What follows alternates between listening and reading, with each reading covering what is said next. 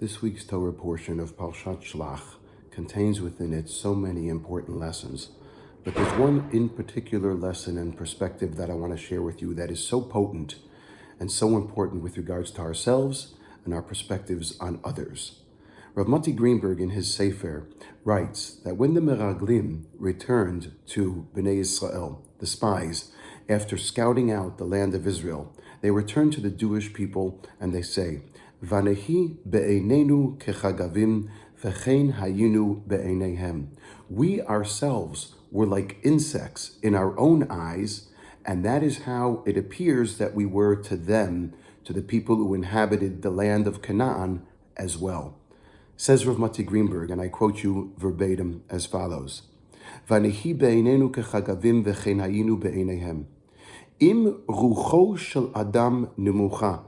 If a person's spirit is low, i.e., if they or their persona, or they don't believe in their persona, they don't believe in themselves, and their self-security is virtually non-existent, v'hu efes be'einei atzmo, and he himself sees himself as nothing, as not worthy, as not respectable, as not someone who can be productive. Al yipalei, don't wonder to yourselves, im nerech kach gam be'einei acherim. Don't wonder why it appears that way to other people as well. In other words, the way we exhibit ourselves, the way we feel about ourselves, has an effect on the way others see us as well. If we ourselves feel that we are worthless, helpless, then others see us that way as well. This is such a potent and important lesson.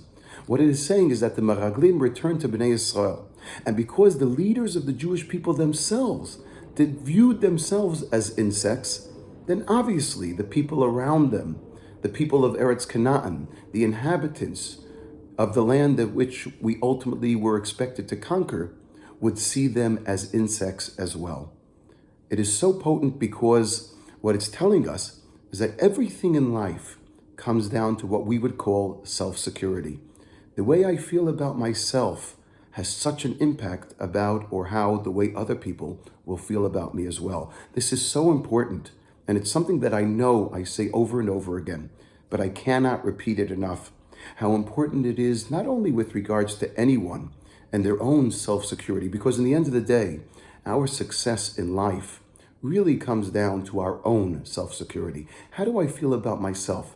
A person can be making or earning a very low amount or very low livelihood and not a tremendous amount of money, but if they feel good about themselves and if they're happy with where they are and they feel that they're productive and offering something in the world, then that speaks wonders. Everyone around them feels good as well.